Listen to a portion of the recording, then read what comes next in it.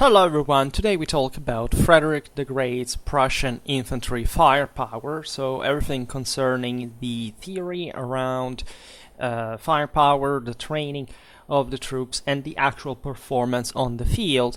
That is quite fascinating because, as we will see, everything was much messier than the kind of geometric, at least prejudice that somehow still exists about this age of, in fact, ideally of reason, or at least just actually in some ways kind of the fall of it, but still in a space like the military one that naturally is a bit the peak of this functionalizations, and that was concretely looking at not in fact just how frequently you fire or how many bullets for this reason really hit their target, but really what it meant in the first place to fight like that from a moral point of view, which effect it had on the outcome of the engagements.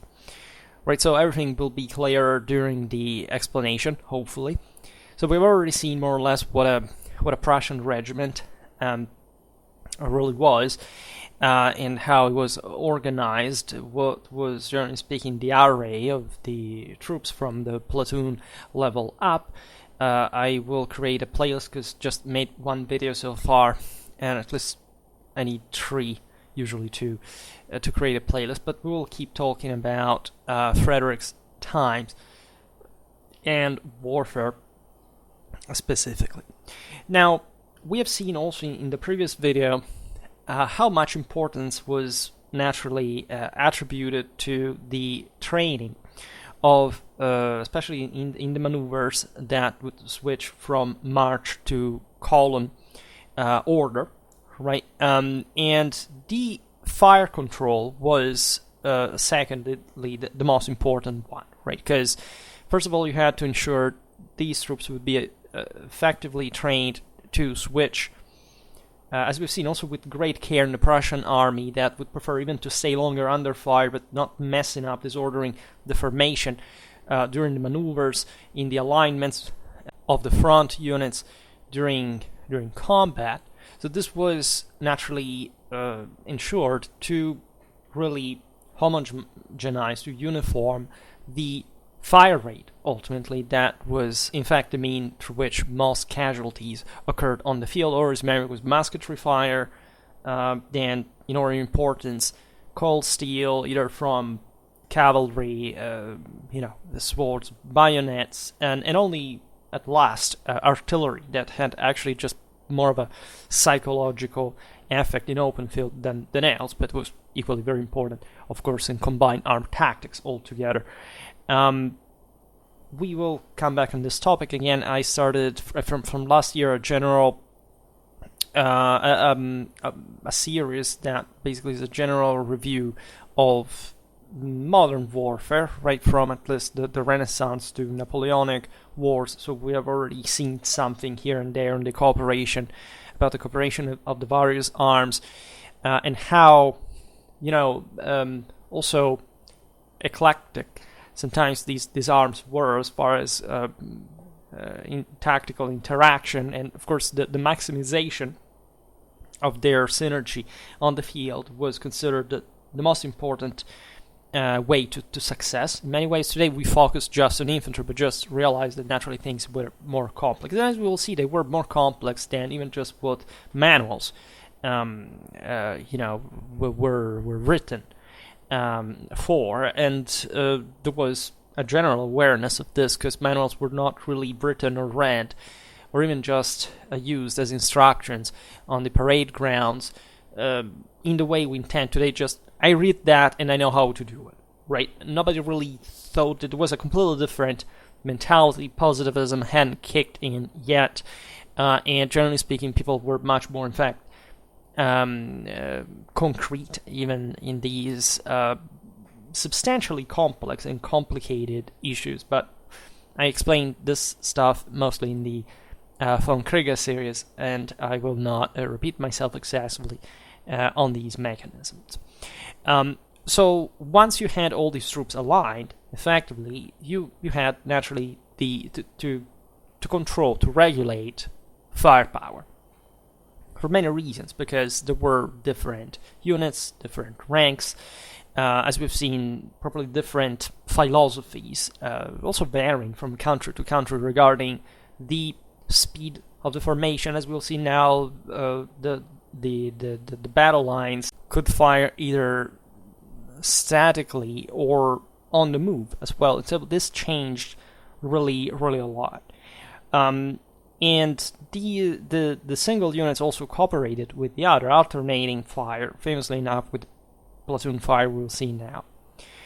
So maximizing firepower was a very important aim of all Western armies, broadly speaking. Anybody who was essentially just fighting with handguns at the time.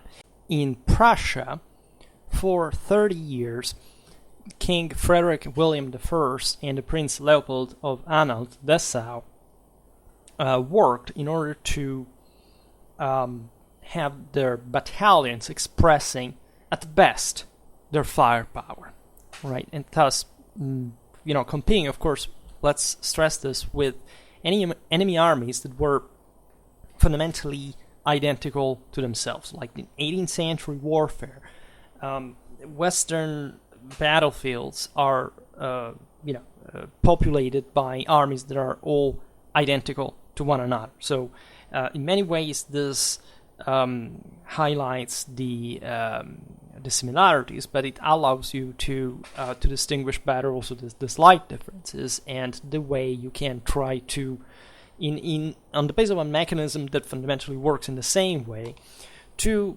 adjust, to balance, to dose, and so on, such power. Now, the platoon fire tactics had affirmed itself since the War of Spanish Succession, so at the very beginning of the century, and fundamentally it had been perfected ever since through this extenuating programs of training on the parade grounds. When the War of Austrian Succession broke out, Prussian infantry battalion was virtually like, you could say a human machine gun, sort of, as a consequence. And let's say the thing was perhaps less impressive if you had seen it on the base of an actual machine gun, naturally, but had a very specific logic, right? From one side, we've seen that firing a single volley, right, imagine the entire battalion here, shooting at once, then reloading, then at least waiting for all the fog that literally the gunpowder after the volley had produced, not to make you see literally anything. It's just in the late 19th century that we invented the chemicals not to make all that fog, right? So this was a problem for the not just much for the precision that, as we'll see now, was dramatically low, if not properly non-existent in practical terms, but the same accuracy, right? So you would think that even though the advantage that existed in terms, of course, of shooting, even in the same amount of projectiles in the same amount of time, but concentrated in a single instant and instead scattered over time, would in fact weaken more the enemy formation by, with the single volley just giving a single punch to the psyche, first of all, but secondly also to the order of the formation would be preferable to scattered fire. The latter would come handier if you could, in this sense, give a different timing for the various units to reload, and also wait an extra little much to maybe not let really the fog dissipate even in a minimal way, say in a decent way, but at least maintaining on the enemy, like synchronizing all the platoons, as we'll see now, on the firing on the enemy, a constant pressure, and still achieving a minimal, let's say, first of all, a more even distribution of fire could say, on the, like, that would be directed just to the section of the line in front of you, more than else, to an extent, but also remaining fixed, like in this space, in this here and now,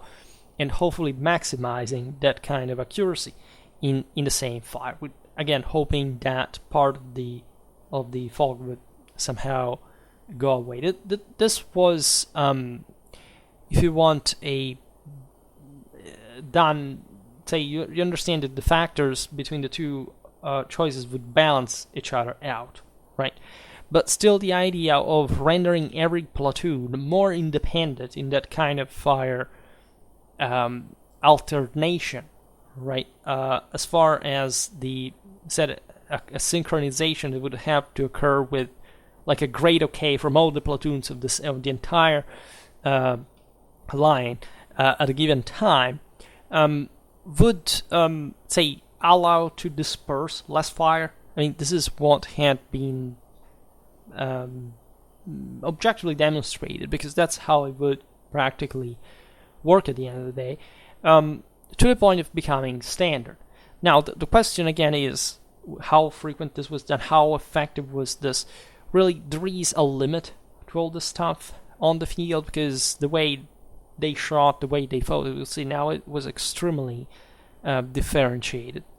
But at the same time, it also entailed a type of training that, as we'll see now, would even distract the average soldier from the situation, would create a mechanism, an order, an harmony, that by simply following would make the guy part more engaged in the, again, here and now, not thinking about the fact that these lines were essentially exterminating each other, and that this was just like a huge gamble, a huge Russian roulette at every volley, whoever would get shot. Also in the most horrible ways, not to even die on the spot, but to die of septicemia the days after, right? Even out of banal wounds. Now, the order of fire for a battalion divided in 8 companies could depend on the circumstances, right? Even if the fire sequence, the most common fire sequence, was developed from the flanks towards the center. The battalion could shoot, as we've seen, both by static position and during the advance. And in the latter case, what naturally brought to greater complications, like as far as accuracy was concerned. But as we will see now, also in the actual synchronization of fire between the various platoons, because they didn't fire in that sense just like synchronized, at least on the same line. That it happened with another pace. We will see now. One platoon essentially surpassed the others, fired, and the others proceeded again. So it was a more complicated thing. It could be achieved again if the enemy gave ground. It was good, but it had to be decided accurately as well, because otherwise, if you would expose these platoons just in an unregulated way to an enemy that instead was standing, still and still having substantial amount of fire, you could actually have the worst of that. So during the advance, in the case of the advance, the unit basically advanced slowly at something like 45 paces a minute, more or less, while the platoon destined to fire surpassed, in fact, of 2 meters the rest of the unit. Fired and awaited the other platoons to realign, right? This concept naturally was partly designed as well to respond to the enemy fire that naturally, as long as you would step ahead, would try probably to concentrate fire on the most advanced unit. So by firing immediately and allowing the others to somehow follow, you would hope that part of the enemy line would waste more bullets on that advanced unit than not. But that's, again, the cost of the advance as well. This was done, again, in conditions normally in which you were either dramatically pressed to come to hand for whichever reason, strategic, tactical alike, any kind of decision or specific ratio of power, as we've seen, even hand-to-hand combat, especially in the Prussian army, was preferred, right? At least more than what happened in other countries. So the musketry fire could be carried out, the musketry volley, by also say half a battalion at a time, or by the entire battalion contemporarily. So the general option of concentrated fire in different ways was definitely there, right? So don't think it was just another thing. But platoon fire had become at least the prevalent one. There were other circumstances in which, for example, if you had to cope with skirmishers, right? You would need the commander of the unit evaluating, let's say, like not particularly highly controlled volley, the enactment of a tactic known as Heckenfeuer. Basically, 6 men of each platoon for a total of 48, as we've seen, because there were 8 making up the entire unit, advanced of 3 meters, right, towards, say, ahead of the main line. They deployed on 2 ranks, fired and retreated to grant to the following contingent to engage the enemy, right? This was done in a way to favor again the capacity of properly even hitting the skirmishers, because they were more scattered, right? And so what mattered there was not much just the entire volley, but something slightly more precise. At the same time, you wanted to make these people upset, because of course the skirmishers are lighter infantry, and you're better equipped even just in hand-to-hand combat. You're made to resist even a much greater fire.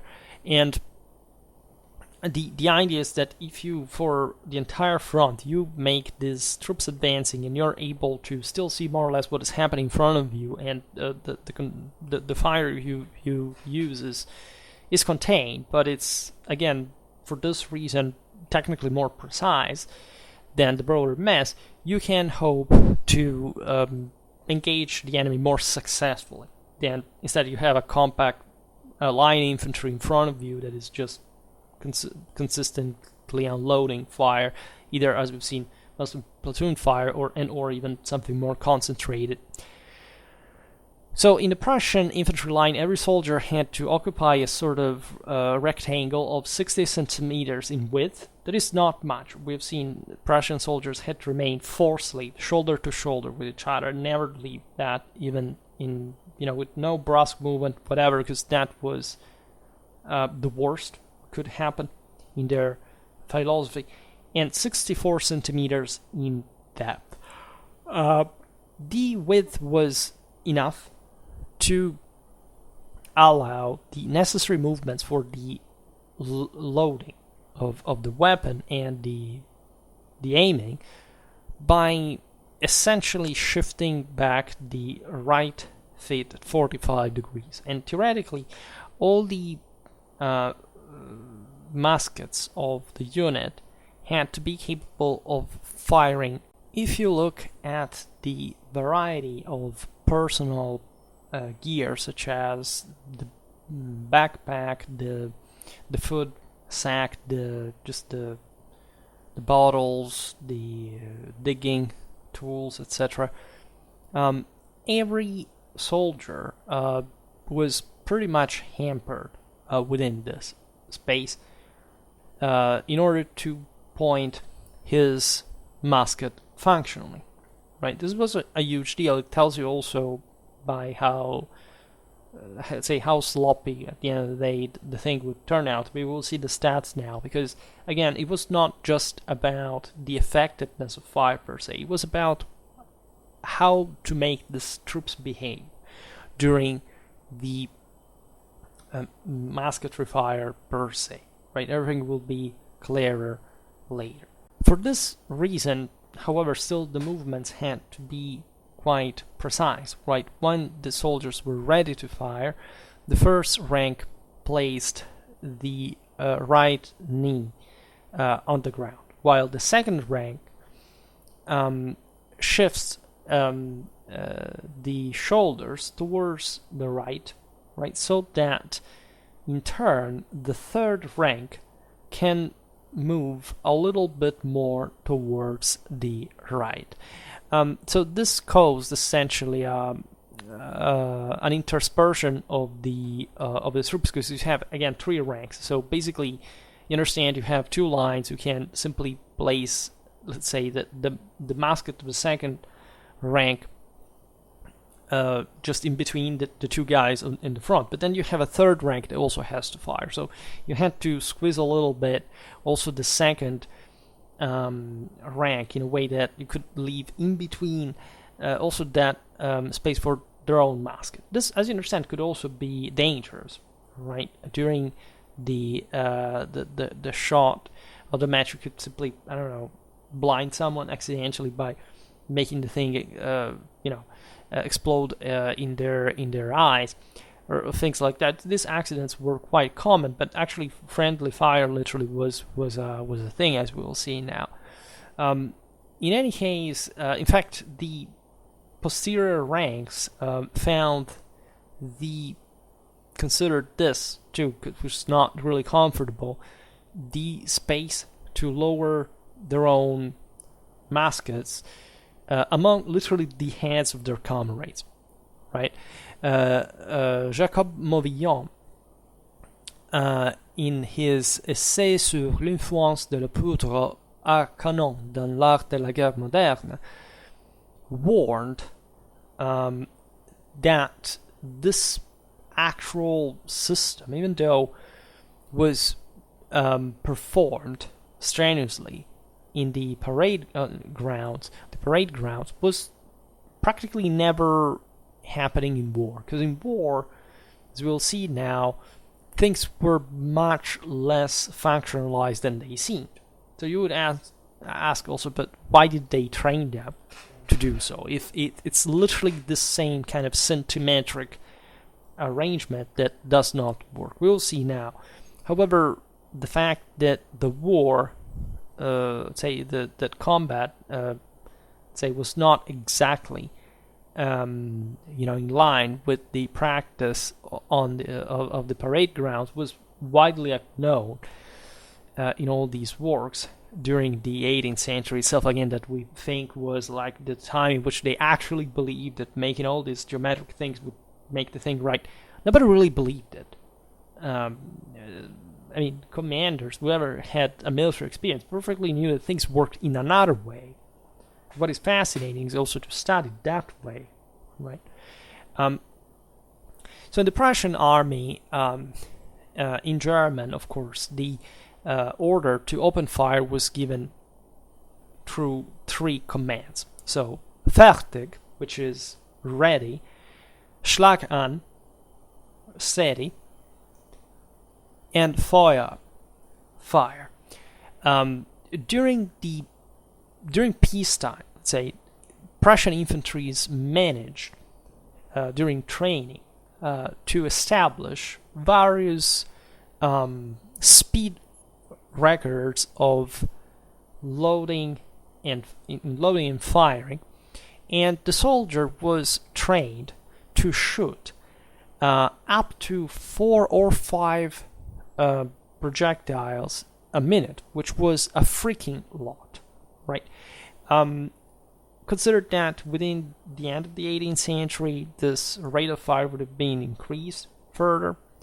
The performance peak achieved at the Battle of Molwitz, we will see it perhaps at some point, followed in 1749, was not equaled ever again, right? And the reason of these deficits, and apparently so, because they existed basically in all armies, were not, say, connected with just the the technical characteristics, for example, of the weapons employed, right? We're talking about flintlock, smooth bores, and the general mechanism that could, even not fire properly, but also in these, not even just in the, in the space problems that, as we've seen, that we illustrated, but that weren't quite there because the units would fight often with very different,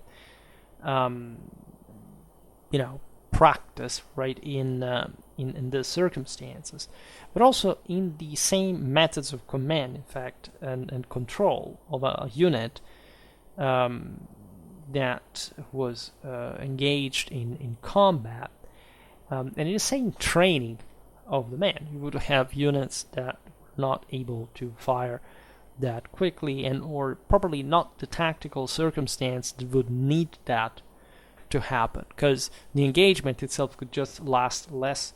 Also, there wasn't really much of a, even historiographical precision regarding this thing. I mean, the various generals participated in these battles could write about them, could say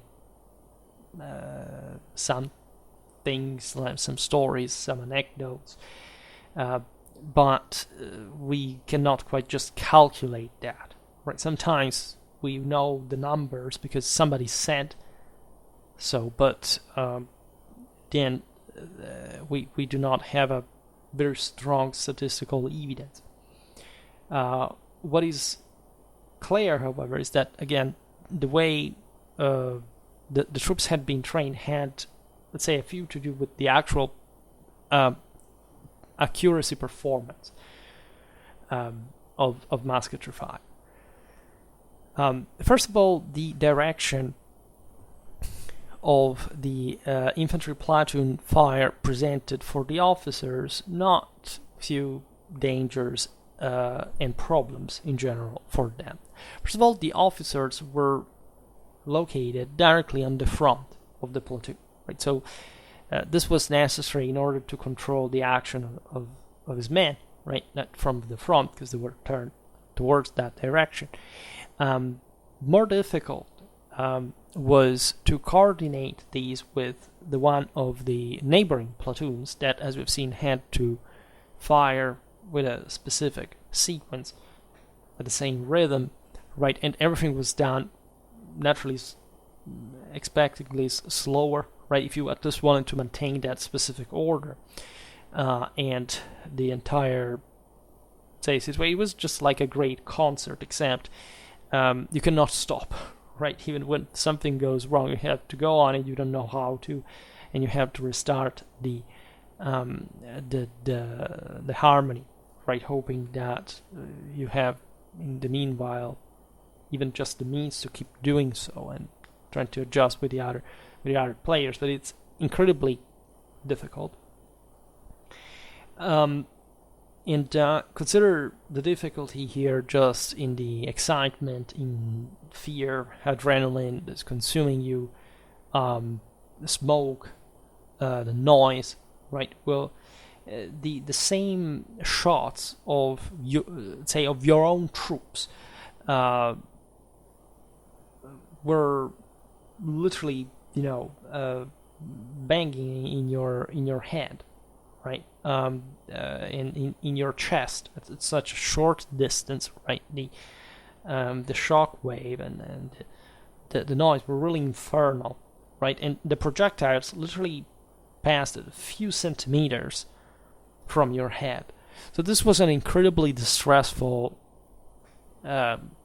situation in which you had, you could rely with difficulty on your very senses that were, of course, the only mean you had to keep the thing well coordinated. So in the ranks, the situation presented similar disadvantage, because the people who shot, as we've seen, were quite compressed with one another. So you had this danger coming from the front with the enemy shooting at you, but at the same time you are quite concerned being shot by your own comrades. In fact, imagine all in this, again, the first shots are fired and everything is covered in smoke. Then somebody gets hit, shouts like hell, there is blood, there is immediately kind of general disorientation. At least that's the reason why they had to remain orientatively shoulder to shoulder with everyone. Not just during the march, because this could happen on the march as well. They could be shooting and taking hits during the march itself. So just think of how complicated it was. And the most perceptive of you will have understood why that training on parade grounds was so useful in this circumstance, even if these guys were, of course, not to perform them with the same accuracy. There was a mechanism there, right? There was a sort of an automatic process that you had just to get habituated, so that even in moments of greatest stress you would be able to replicate it the best you could, but still, right? Which is a big deal in warfare, because most of what works in warfare is what is good enough, not really anything particularly precise. So a typical scene here, dramatically enough, could be the following. If there is, for example, a tall man, as we've seen in the first ranks, right? We were discussing this in the past video, right? The Prussians cared about placing the tallest, more robust guys in the front rank, just for a reason of course, a psychological impact on the enemy, which tells you again that this would have not been possible in the time of rifled barrels and machine guns, because that's where literally you had instead, to mimetize yourself and to scatter, to open the ranks. Instead, at this point, musketry fire was so important, yes, but was also so imprecise that it allowed, at the end of the day, still these units to be compact and to have an effect even just on the enemy for how tall and visible the target was. This very tall man, whose size was increased by the cap that they wore to be as visible as possible, in a way to be intimidating as possible. Well, this presented in this circumstance an inconvenience, because the guy in the front knows that behind him there's a shorter one, right? That is, generally speaking, also weaker, not just physically but also psychologically speaking. That may simply be incompetent, by the way, and just inaccurate. That is shooting just behind your head, right? And the guy in the first rank, in this sense, will be pretty scared to be shot in the head by the musket of the guy behind him. And for this reason, he will essentially squeeze him, like contract, crouch, whatever, as much as he could, and shoot without essentially caring about aiming.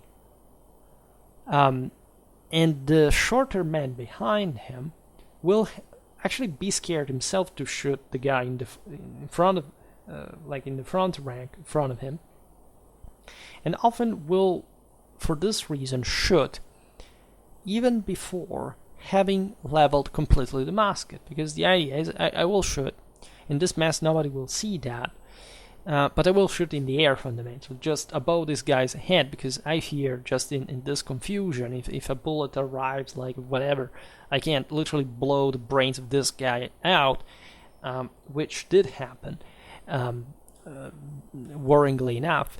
And as a consequence of two ranks, right, essentially just one will have some effect, right? There may have been literally situations in which the two ranks fired, and for this reason, which, as you understand, is a merely psychological, not a physical, technical one, is merely psychological, you wouldn't hit a single guy in the enemy line in front of them. These things did happen. We will see the stats of von Scharnhorst from the early 19th century. It was one of the most meaningful ones, because the question was, again, yes, during training you can easily shoot, but then what happens under stress? We all know that precision, accuracy decrease dramatically during combat, even among extremely trained individuals. This has to do with lots of things, including this one, the same mechanism, the same doctrine. And consider that with all these problems, this was the best way to fight at the time. So this means that war is meant to be uncomfortable. It is not just a purely, clean way of doing the thing. There is always some mess, some problem, some accident, some disorder, some lack of even of sanity in all this that is contemplated in practice, right? Including friendly fire that is an accident, but can happen for many reasons, as I understand.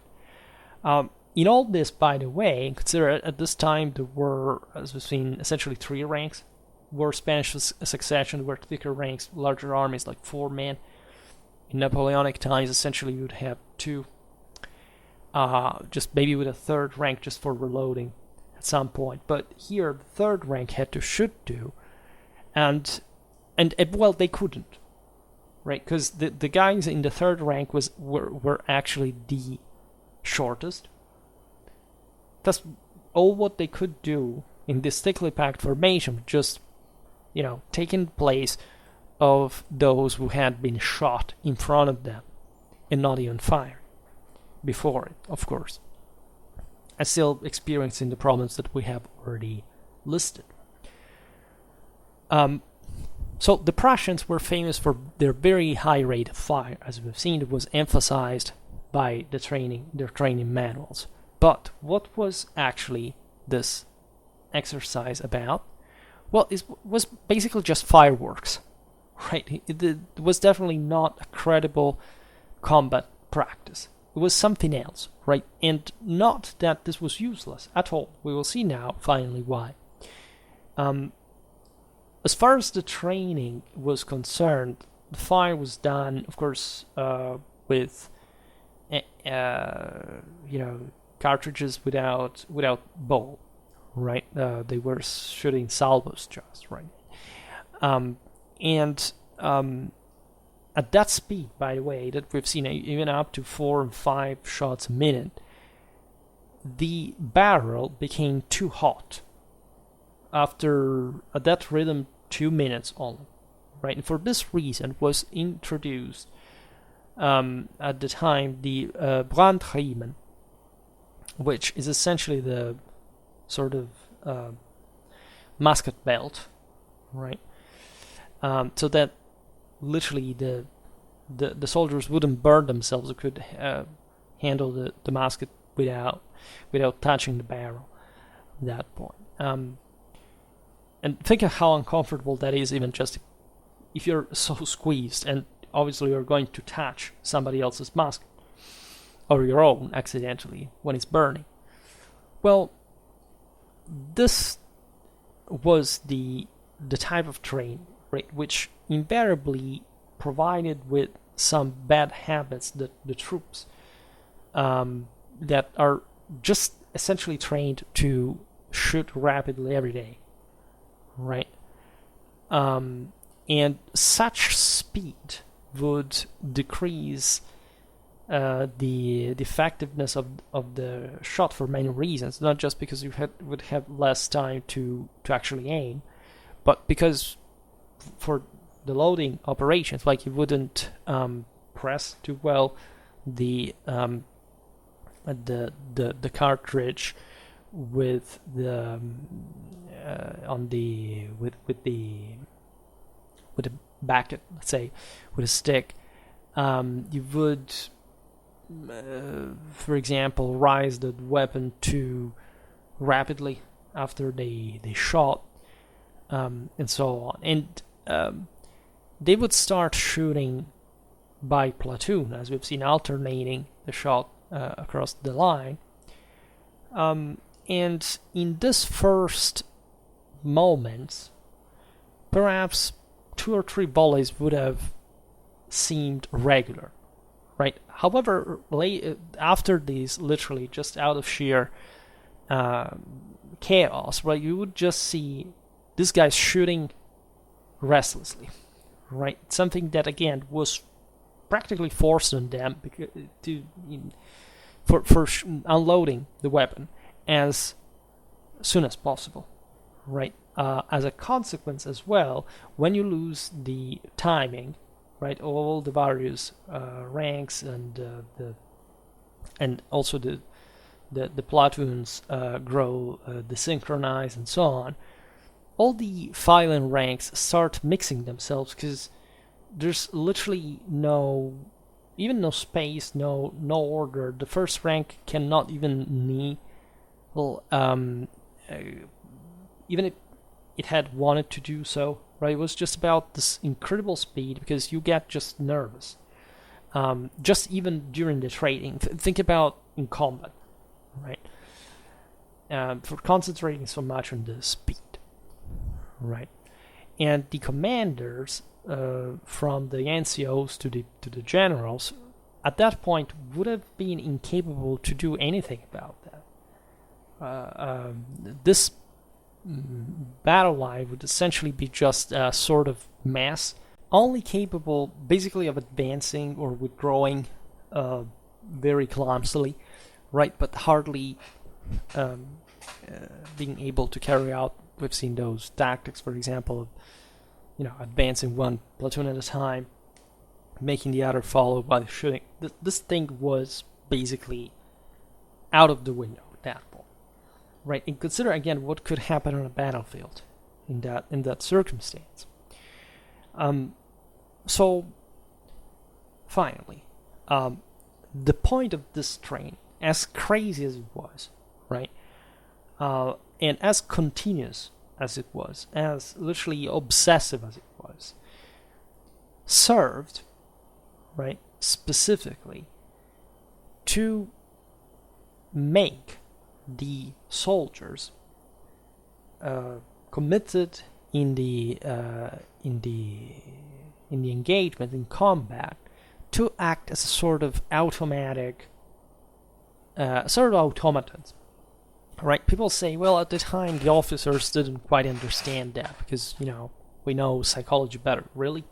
Because you think these men didn't know how to train troops for actual war? Of course, everything was done in a very empirical way. There's no doubt about this. But they had understood, of course, that insisting on this extenuating exercise of shooting as fast as possible would basically make those soldiers entering in a sort of mood, sort of, a new state of being, you could argue, a sort of setting in which they would be so concentrated with this crazy, by the way, incredibly venting moment, right, of shooting over and over and over again. Consider this on a battlefield with all the adrenaline, the nerves, your brain still like making as much of a mess as possible, which technically is also shooting as much as you can, right? So pouring on the enemy as much projectiles as you can, not necessarily with that great effectiveness as far as the physical damage was concerned, but as far as what especially made you stay there, made you standing there while you were being literally shot at, right, in this static circumstances most of the times, even for hours, when people literally, again, stood there with their comrades falling next to them, shot dead or wounded or, cut in half by cannonballs, all this stuff, right? So this was a way just to sort of trance, right, sort of mesmeric and kind of transcendent experience, right? This was the highest moment of the infantrymen, aside from a cold steel attack that I will make a video about soon, likely. In other words, when the musketeers took on their weapons and began the engagement, they would do that without any conscious reflection. They would just enter that mode and stay in it during the carnage. this speaks volumes, in my opinion, about what actually 18th century linear tactics really were, right? And what it really takes to be in a situation like that, because you never quite find something similar to it, aside from the modern age, right? Because most warfare before and after was respectively like cold steel, which also has another dramatic phase, and later it would be just essentially ducking and cover, right, until today.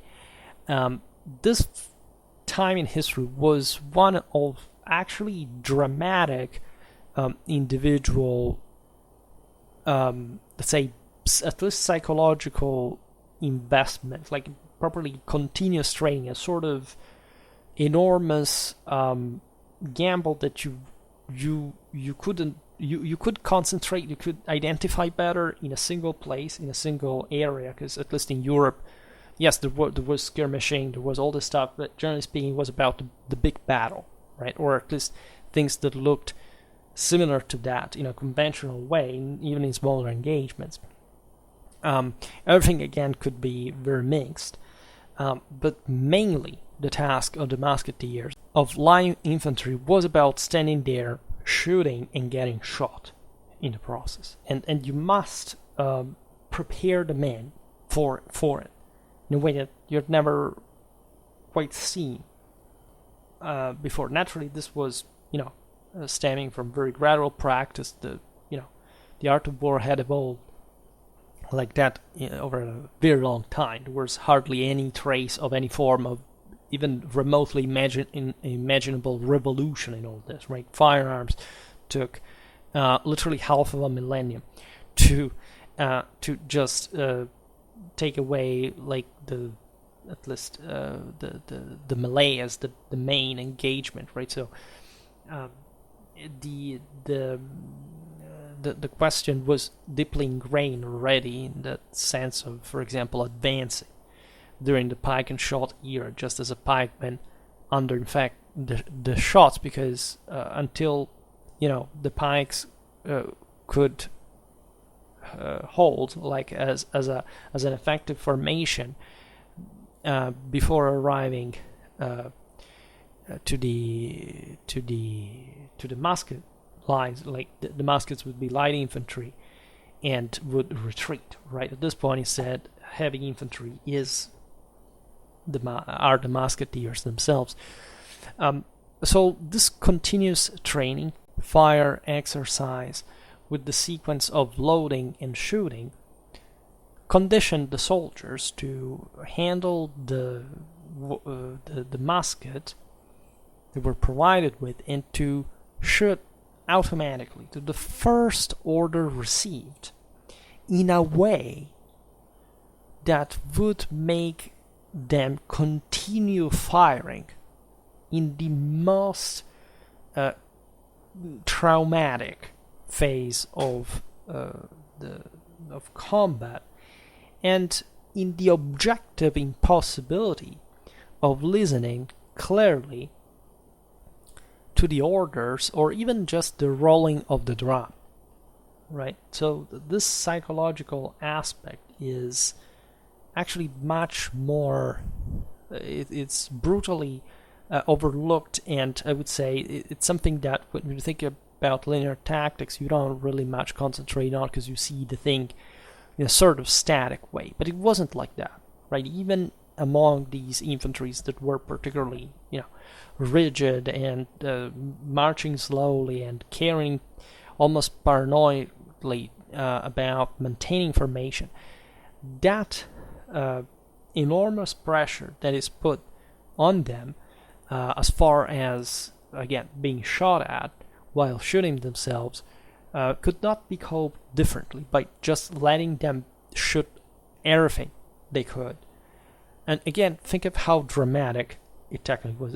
At that point, they were out of control, and you can easily see, this, even though movies do not quite, never seen a movie that actually represents this Also because it would be fake anyway, and as I always say, whoever thinks that watching movies or any kind of reconstruction has actually any positive historical usefulness is quite dangerous. But it's something so at least intuitive in the way you can even picture in fact through such a poor thing like a movie, that you just think about Barry Lyndon, even though again they wouldn't fight like that at the time, but just what it means to have hundreds of men that are shooting at you, right, at your line, right? And as we'll see now, hits were less, that you had to shoot at least a lot before hitting someone, and everything was much more, let's say, long length in terms of properly of human consumption during this combat. You can't imagine, and the thing could last hours, right? And it must have been extremely painful again to see all these soldiers being shot, mostly of them not dying, of course, because on the spot, because they would have not just did the smooth bore, yes, could cause horrendous wounds and just kill them sometimes on the spot, but most of the times, they even at certain distances, the balls bounced over the uniforms. So everything there was a lot in between this that is less kind of pictorial, scenographic, but much more concrete. Just like the other flintlocks of the time, the Prussian musket was built with fairly accentuated tolerance, let's say. For example, in a drill of 1755, the Major General Hans Karl von Winterfeld had a target of 6 meters in width and 3 meters in height for the fire of 2 grenadiers platoons. Well, what emerges is that at 180 meters, only 30% of the shots hit. At 120, how much do you think that percentage increased like? Only 16.6. While at 90 meters, interestingly enough, the shots that reached the target were 46%. Naturally, consider this is a 6 meters wide, so every platoon was something like, it was between 16 meters, so we're talking about a front line that was almost 5 times narrower than the width of the actual grenadiers platoon's front. The same goes for the height, right? 3 meters, right? Guys were below 2 meters, substantially so. So again, we're talking about a very concentrated fire over, after all, a pretty large target. And this tells you how few, and this during a training with just a very low amount of stress, right? Just think about this in combat, where this thing could go down as 3 times. And the most famous experiment in this was led, in fact, in 1810 by Gerhard von Scharnhorst, 3 years before his death. And we don't have to introduce the guy, but the experiment was also very intelligent. There you had a target 30 meters wide and 2 meters tall, right? And 200 shots were fired at 5 different distances. So the result was the same, right? This is very interesting. So at 300 meters, this was much more lifelike, right? It's as if here the shots had been fired in just alone against a target that more or less simulated the one of 2 platoons. All right. So something like 150 men, right? So at 300 meters, only 26 shots out of 200 hit. At 240 meters, 42. At 180, 64. At 120, 64. This is the thing we have seen before, that essentially within the 100, between say 100 and 200 meters, the accuracy didn't sensibly vary, right? And 92 at 60 meters, right? Now, if you consider this, you understand that much fewer shots would actually reach the area. Meaning at 60 meters for 200 shots, that formation we described today, you would have less than a half actually hitting a plank, right? So not even, here we're not talking about a physical line of men where you have holes in between spaces that are empty. This is also taller than the man, continuously wide, right? And so take even for the grazing bullets, the ones that do not quite hit any meat, let's say, a good, let's say, I would say a half, right? Maybe it's a bit generous, but this means that just 1/4 of the shots in training could land on the target at 60 meters, right? So again, think about this in combat, and there are interesting numbers regarding this somewhere, right? Because these experiments were evidently made at the time. We're talking about the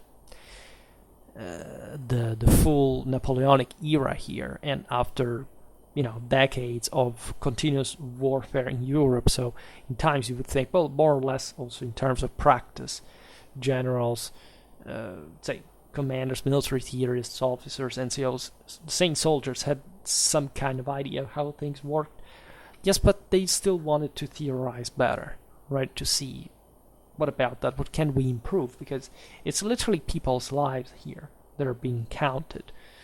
I mean, while this thing occurred, the same Prussia here had been conquered by the French, right? So we can't simply say, well, this doesn't matter. We have to consider it's not the most important thing, as we realize, because warfare is first and foremost a matter of moral forces, but it has to do with still substantial amount of political and social cost. So accuracy, given that again on the battlefield most people are killed by musketry fire, but I think that is at least a relevant factor. Well, the experiments were carried out specifically to confirm the idea that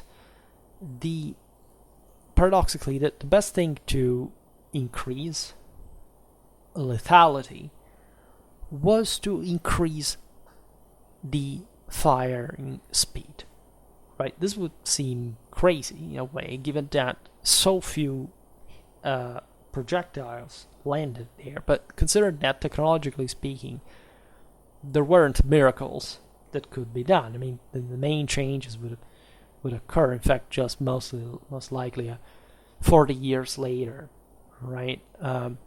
With the Minier, with the rise of all these other kind of interesting, in fact, technical improvements that would dramatically increase.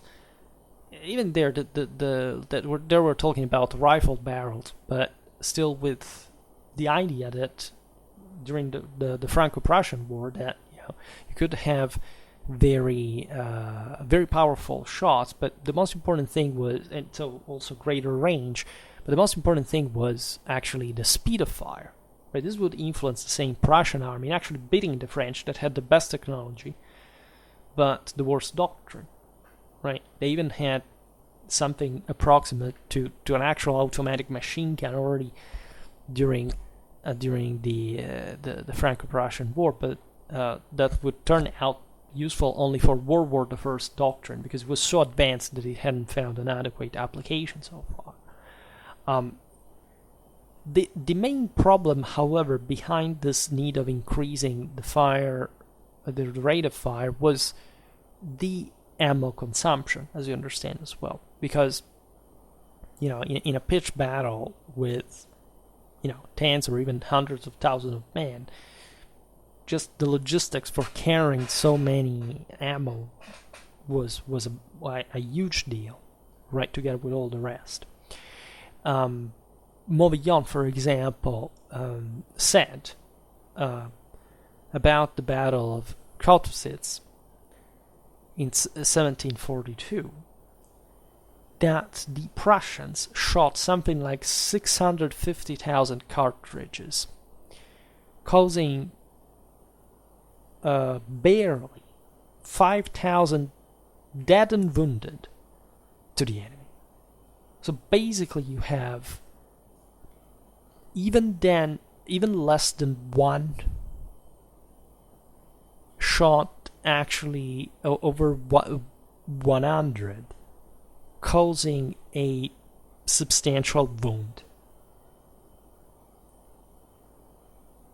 And actually even less, because these 5,000 dead and wounded were not all casualties by musketry fire, but also by saber, by bayonet, by cannonballs, and so on. So this is the actual scale of one person shot wounded, let's say, by a musket every. We're talking in the scale of hundreds of shots. It's something apparently ridiculous, but that still tells you, first of all, how traumatic still being in there it really was to necessitate even this such rate of fire, right? Because one of the ways to, say, fix this in theory would have been also to just reduce the distance, but there would have been other problems. Today we can't simply talk about them, and still, thus hopefully increasing, as we've seen from the stats, the actual useful, like the lethality of the shot. But the troops preferred and needed and could operate functionally only with this kind of crazy mad. Later on, there would be the mad minute called like that, because there's a bit this prejudice that the British shot faster than everyone. This is actually not true, right? And or that very often, say, Western armies fought all in the same way, right? And or there wasn't really a way to differentiate them so much in practice for what was happening on the battlefield, right? Yet all these experiences naturally interested the commanders. I mean, if you were just an officer, you would talk about the stuff. You would be always you would see those. You would experience them yourself. So there was all a knowledge, a wisdom that wouldn't go lost, right? The infantries of Frederick the Great were trained in the period between the Second Silesian War and the 7 Years' War to shoot at reasonable distance, says from the enemy. They received ammo properly packed with higher quality gunpowder and with more robust weapons capable of sustaining the solicitations of the shot.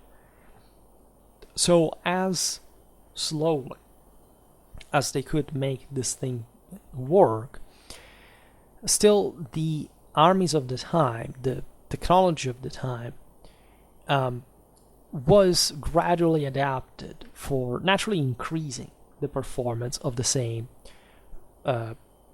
flintlock smoothbore that again would evolve on the base of this. Again, very gradual change, but at the same time one that was not just occurring out of, okay, let's try this gun rather than another. Of course, there was a connection between what kind of guns would be available and the kind of positive application of, battlefield experience, in terms of saying we need guns that, we need muskets that are able to really perform better, considering the problems, that the strains that this puts to lots of things, even just as we've seen from on the supplies, and that can even give confidence to the same soldiers that are going at war with something that is naturally increasingly qualitative, increasingly better, right? And this thing of course,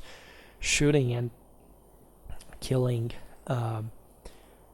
just a very few amount of hitting properly, a very few amount of target is something extremely common throughout all military history, right? During the Vietnam War, you have something, I think, like in the terms of 1 to millions, right, of shots fired without hitting, because it's completely normal. It's just about the availability of ammo and how they're produced, how they're employed in a particular war.